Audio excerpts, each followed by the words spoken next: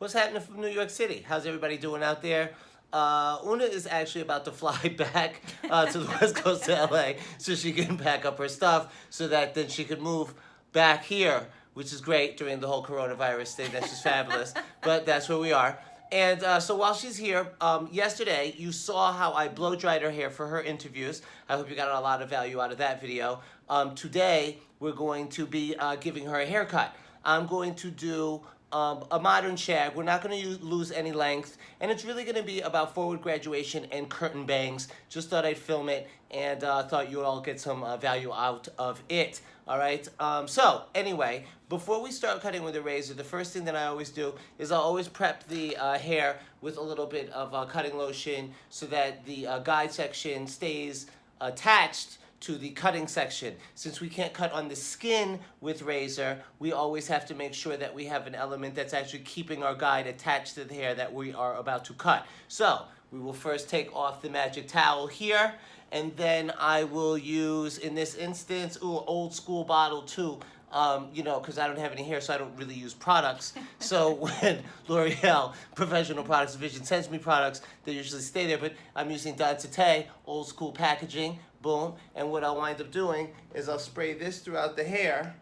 And then when I do this, this will allow a little bit of that type of connective glue, if you will, so that as I'm cutting her hair with the razor, it actually will make a lot clearer where my guide is while that's going on.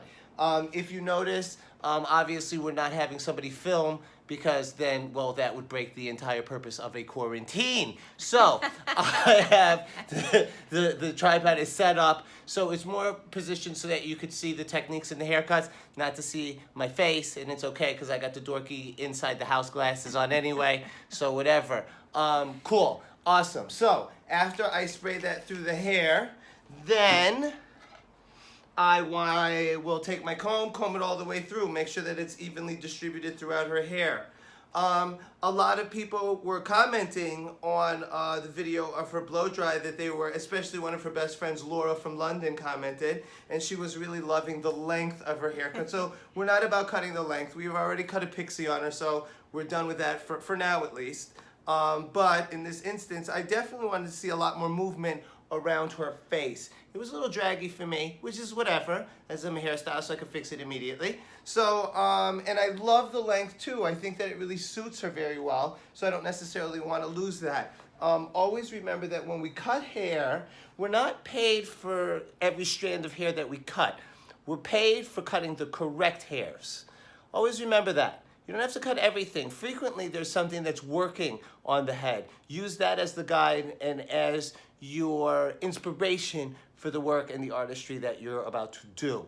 So, I started off with her natural part, and I'm doing from side to center. I think that that is a very important thing. I always teach the apprentices to do that, and every team that I always work with when I teach haircutting, I teach to do that.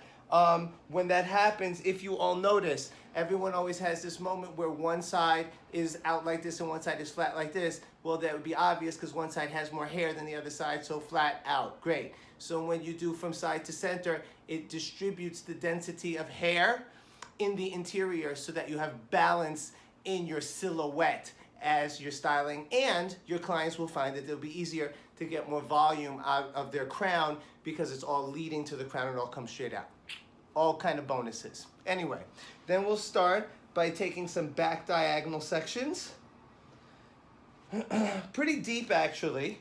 As we noted yesterday, Una's hair isn't very thick, so I want to make sure that I'm taking a big enough section that's going to give me a little bit, allow me to cut the curtain bangs, and allow me to open up around the face and be able to see my guide as I am working. So, first thing we're gonna do is I want to set these curtain bangs in.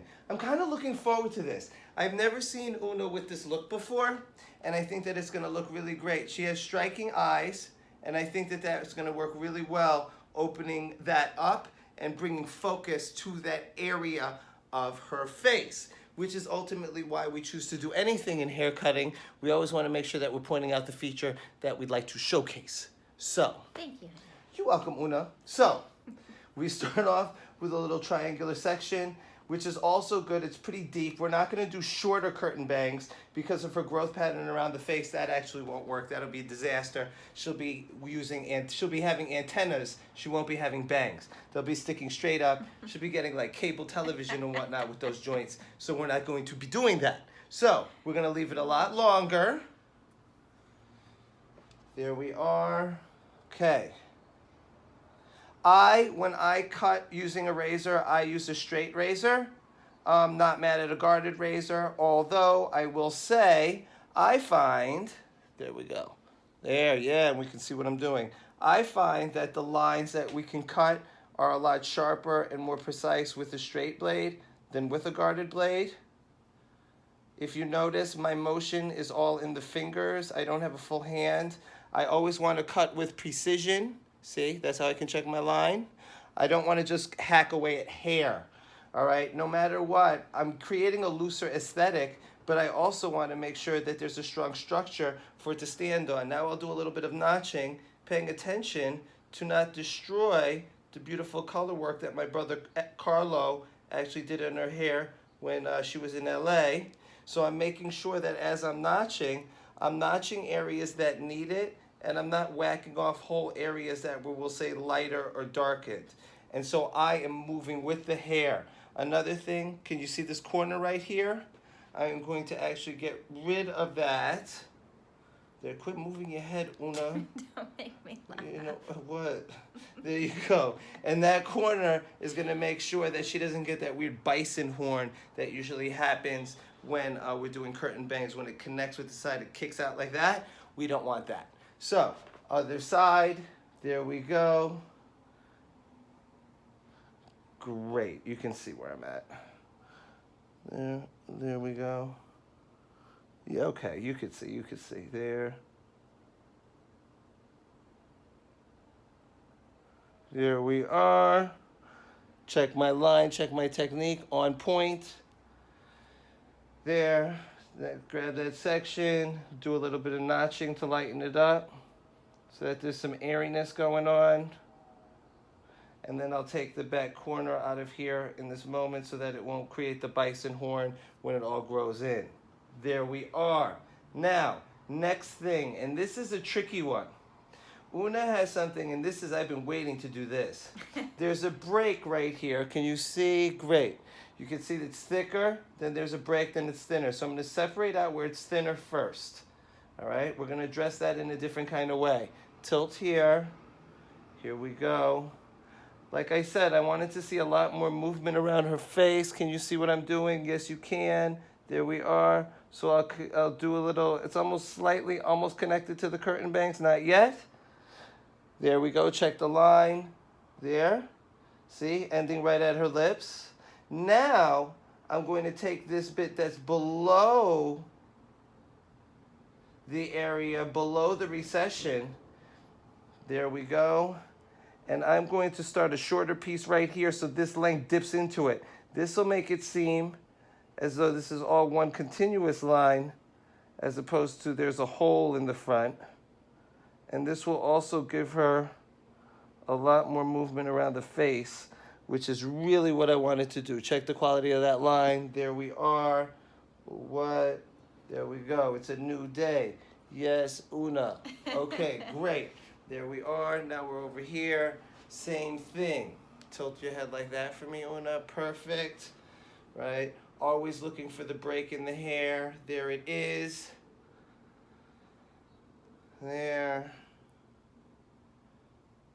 There. And if you notice, because her hair is finer, the stroke of my blade is fairly closed.